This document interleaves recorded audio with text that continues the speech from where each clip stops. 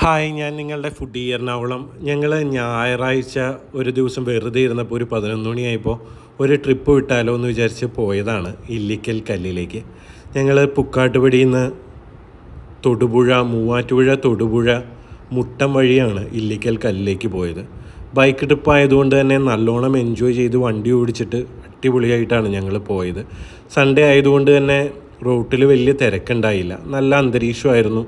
അതുകൊണ്ട് തന്നെ വണ്ടി ഓടിക്കാനും എല്ലാം അടിപൊളിയായിരുന്നു. കൂട്ടുകാരൻ പുതിയ വണ്ടി എടുത്തിട്ട് ആ വണ്ടി ഒന്ന് ഓടിച്ചു നോക്കാനും എല്ലാത്തിനും കൂടി വേണ്ടിയിട്ടാണ് പോയത്. ഞങ്ങൾ 2 ബൈക്കിൽ 4 പേരായിട്ടാണ് പോയത്. പോകുന്ന റോഡൊക്കെ അത്യാവശ്യം അടിപൊളി റോഡ് തന്നെയായിരുന്നു. വലിയ ബ്ലോക്കും കാര്യങ്ങളൊന്നും ഉണ്ടായില്ല. ഇല്ലിക്കൽ കല്ലിലേക്ക് അടുത്തെത്താറായപ്പോഴാണ് പിന്നെ കുറച്ച് ബ്ലോക്കും ചെറിയ വഴിയും റോഡ് മോശമൊക്കെ ഉണ്ടായിരുന്നത്. പക്ഷേ ആ പോകുന്ന വഴിയുള്ള കാഴ്ചകളും എല്ലാം അതിമനോഹരമായിരുന്നു.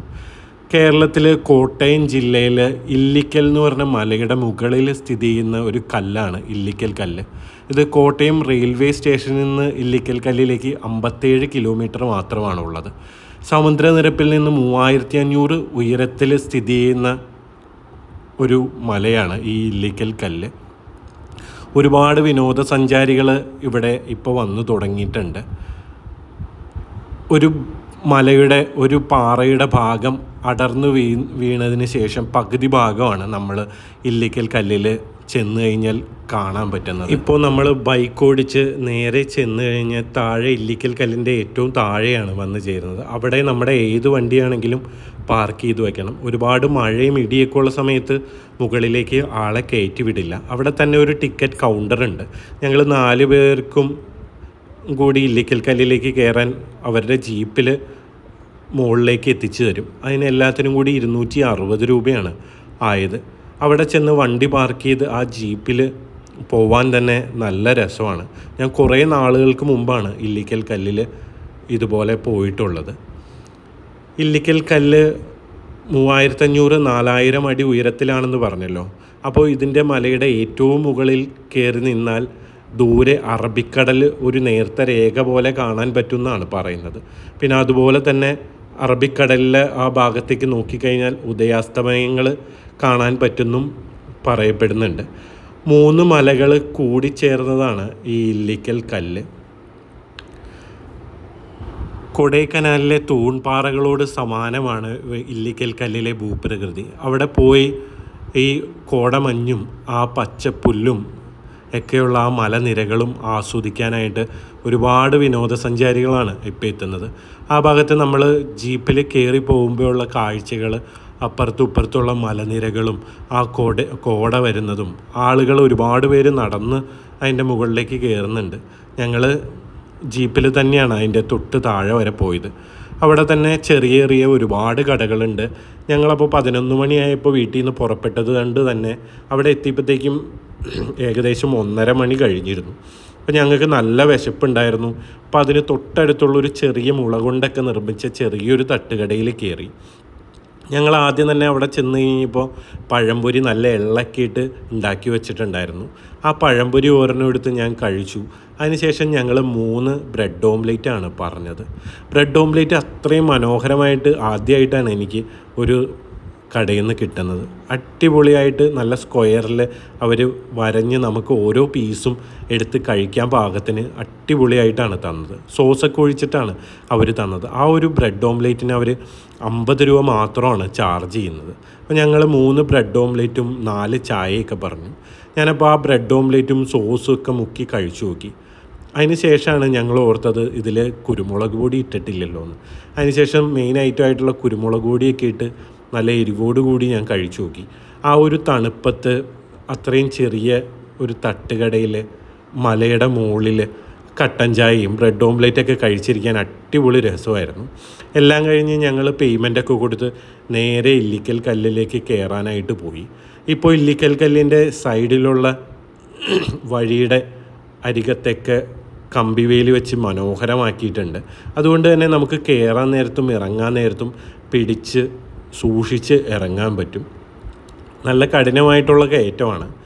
അത്യാവശ്യം നമ്മൾ ഇടയ്ക്കൊക്കെ ഒന്ന് നിന്ന് അതിൻ്റെ ഭംഗിയും കാഴ്ചകളൊക്കെ ഇല്ലിക്കൽ കല്ലിൻ്റെ ദൂരെ നിന്നുള്ള കാഴ്ചകളൊക്കെ കണ്ട് അടിപൊളിയായിട്ട് പോകാൻ പറ്റും.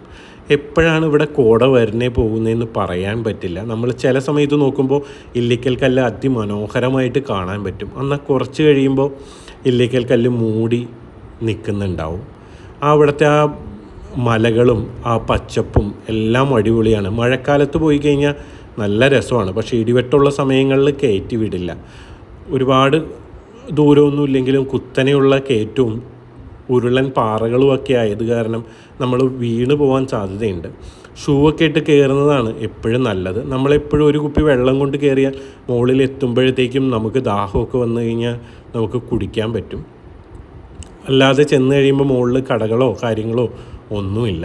പണ്ട് ഇല്ലിക്കൽ കല്ലിൻ്റെ തൊട്ടടുത്ത് വരെ ഈ മലയുടെ താഴെ വരെ പോകാൻ പറ്റുമായിരുന്നു. ഒരുപാട് അപകടങ്ങളൊക്കെ ഉണ്ടായതിന് ശേഷമാണ് അവിടെ കെട്ടി അടച്ച് നിർത്തിയിരിക്കുന്നത്. ഇവിടെ നിന്നും ആ ഇല്ലിക്കൽ കല്ല് കാണാൻ അതിമനോഹരമാണ്. ഞങ്ങൾ കയറി ചെന്നപ്പോൾ കുറച്ച് പേരാണ് ഉണ്ടായുള്ളൂ, ഉച്ച സമയമായതുകൊണ്ട് തന്നെ. പക്ഷേ ഇടയ്ക്ക് നല്ലോണം കോട വന്നു പോകുന്നുണ്ടായിരുന്നു. നിങ്ങൾക്ക് കാണുമ്പോൾ തന്നെ മനസ്സിലാവും ആ കോട വന്നു പോകുന്ന അതിമനോഹരമായ ദൃശ്യം. ആ മൂടൽ മഞ്ഞിൽ ആ ഇല്ലിക്കൽ കല്ല് കാണാൻ തന്നെ അടിപൊളിയാണ്. അവിടുത്തെ ആ പുല്ലും എല്ലാം ഇതിനോട് ചേർന്ന് നിൽക്കുന്ന രീതിയിലാണ് ഉള്ളത്. ഇവിടെ നീലക്കൊടുവേലി ഉണ്ടെന്ന് പറയപ്പെടുന്നു. നമ്മളാരും കണ്ടിട്ടില്ല, പക്ഷേ ഉണ്ടെന്ന് പറയപ്പെടുന്നുണ്ട്. ഒരുപാട് പുരാണങ്ങളിൽ ഈ ഇല്ലിക്കൽ കല്ലിനെക്കുറിച്ച് പറഞ്ഞിട്ടുണ്ട്. കോട്ടയം ജില്ലയിലെ ഈരാറ്റുപേട്ടയ്ക്ക് അടുത്താണ് ഈ ഇല്ലിക്കൽ കല്ല് സ്ഥിതി ചെയ്യുന്നത്. ഇതിൻ്റെ ഏറ്റവും അടുത്തുള്ള നദി എന്ന് പറയുന്നത് മീനച്ചിലാറാണ്. 3 പാറക്കൂട്ടങ്ങളുടെ കൂട്ടമാണ് ഈ ഇല്ലിക്കൽ കല്ലെന്ന് പറഞ്ഞല്ലോ. ഇവയിൽ ഏറ്റവും ഉയരം കൂടിയ പാറ കൂടക്കല്ലെന്നും അതിന് കൂടെ നിൽക്കുന്ന ബാക്കി 2 പാറകൾ സർപ്പക്കല്ലും കുരിശിട്ട കല്ലും എന്നാണ് അറിയപ്പെടുന്നത്. മഹാഭാരത കഥയിൽ പഞ്ചപാണ്ഡവരും പാഞ്ചാലിയൊക്കെ ഇതിനടുത്ത് താമസിച്ചിട്ടുണ്ടെന്നാണ് ഐതിഹ്യം പറയപ്പെടുന്നത്. ഒരു ദിവസം പാഞ്ചാലി ഭക്ഷണം നൽകാൻ വൈകിയതിൽ ദേഷ്യപ്പെട്ട ഭീമൻ ഒരു ഉലക്കയെടുത്ത് ദൂരേക്ക് എറിഞ്ഞെന്നും അത് ഈ കൂടക്കല്ലിൻ്റെയും കൂനങ്കല്ലിൻ്റെയും ഇടയിൽ വന്ന് പതിച്ചെന്നും അതുകൊണ്ട് തന്നെ ഇവിടെ ഒരു തോടുണ്ടായെന്നും ആണ് അറിയപ്പെടുന്നത്. ഉലക്ക എന്ന് പറയപ്പെടുന്ന ആ ദ്വാരം ഇന്നും നമുക്ക് കാണാൻ പറ്റും. സൂര്യൻ്റെ ആ ഉദിച്ചുയർന്ന ഭാവവും അസ്തമയവും ഇവിടെ ചില സമയത്ത് നിന്നാൽ കാണാൻ സാധിക്കും. പണ്ട് ഇല്ലിക്കൽ കല്ലിലേക്കുള്ള യാത്ര ഭയങ്കര കഷ്ടപ്പാടായിരുന്നു. അതിലേക്കുള്ള വഴികൾ തന്നെ ഭയങ്കര ബുദ്ധിമുട്ടായിരുന്നു. പക്ഷേ ഇന്ന് വിനോദസഞ്ചാര സാധ്യതകൾ കണ്ടറിഞ്ഞിട്ട് ഇതിലേക്ക് റോഡും അതുപോലെ തന്നെ പല വഴികളിലൂടെ ഇല്ലിക്കൽ കല്ലിലേക്ക് എത്തിച്ചേരാൻ പറ്റും. 2 സ്ഥലത്തുനിന്ന് ഈ മലനിരകളിലേക്ക് നമുക്ക് എത്തിച്ചേരാൻ പറ്റും. ഒന്ന് ഇടുക്കി തൊടുപുഴ ഭാഗത്ത് വന്ന് നമ്മൾ ഇലവീഴ പൂഞ്ചിറയൊക്കെ കഴിഞ്ഞിട്ട് ഈ വഴി വന്ന് ചേരാൻ പറ്റും. അതുകൂടാതെ കോട്ടയം പാലാ ഭാഗത്തുനിന്നും ഇല്ലിക്കൽ കല്ലിലേക്ക് വരാൻ പറ്റും. ഞങ്ങൾ തിരിച്ച് ഇറങ്ങിയ സമയത്ത് ഞാൻ പറഞ്ഞല്ലോ നല്ല മഴയൊക്കെ പെയ്ത ഇവിടെ ഭയങ്കര ബുദ്ധിമുട്ടാണ്. അതുപോലെ തന്നെ നല്ല കട്ട മഴയായിരുന്നു. അടിപൊളി മഴ കഴിഞ്ഞ് തോർന്നതിന് ശേഷം ഞങ്ങളൊരു കട്ടൻ ചായയൊക്കെ കുടിച്ച് അവിടെ നിന്ന് കഴിഞ്ഞപ്പോൾ ആൾക്കാർ എല്ലാവരും തിരിച്ചിറങ്ങുന്നുണ്ടായിരുന്നു.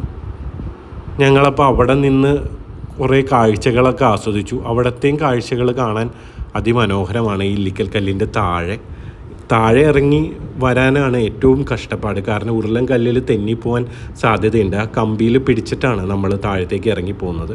ദൂരെ വെള്ളച്ചാട്ടവും ഒക്കെ കാണാൻ പറ്റും. ആ കാഴ്ചകളെല്ലാം നമ്മുടെ കണ്ണിന് കുളിരേകുന്നതാണ്. അതുപോലെ തന്നെ ഞങ്ങൾ അവിടെ നിന്ന് കഴിഞ്ഞപ്പോൾ നല്ല ഇടിവെട്ടുണ്ടായിരുന്നു. ഇടിവെട്ട് നമുക്ക് നേരെ കണ്ണിൻ്റെ മുമ്പിൽ കാണാൻ പറ്റും. മഴയായതുകൊണ്ട് തന്നെ കുറേ നേരം കാത്തിരുന്നിട്ടാണ് ജീപ്പ് വന്നത്. കാരണം മഴയുള്ള സമയത്ത് മുകളിലേക്ക് ആളെ കയറ്റി വിടാറില്ല. അതുകൊണ്ട് തന്നെ മുകളിലേക്ക് കുറേ നേരം വെയിറ്റ് ചെയ്തിട്ടാണ് ഞങ്ങൾക്ക് ജീപ്പ് കിട്ടിയത്. തിരിച്ചിറങ്ങുന്ന വഴിയും അതിമനോഹരമാണ്. നമുക്ക് ആ കുന്നുകളും എല്ലാം കണ്ട് അടിപൊളിയായിട്ട് കാഴ്ച ആസ്വദിച്ച് വേണം തിരിച്ചിറങ്ങാനായിട്ട്. ആ മഴയുടെ ഒരു തോർന്ന അന്തരീക്ഷവും ആ ഒരു ഇരുട്ടും എല്ലാം അതിമനോഹരമായിരുന്നു.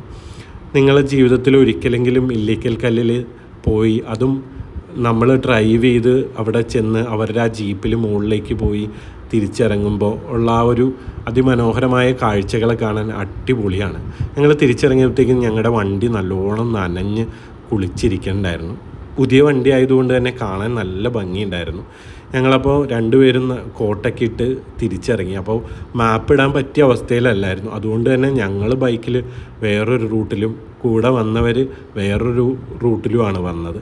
ഞങ്ങളാദ്യം ഞങ്ങളുടെ വീടിൻ്റെ അടുത്ത് എത്തിയിട്ടുണ്ടെങ്കിലും അവർ ഒരു അരമണിക്കൂർ 1 മണിക്കൂറിന് ശേഷമാണ് വീട്ടിൽ എത്തിയത്.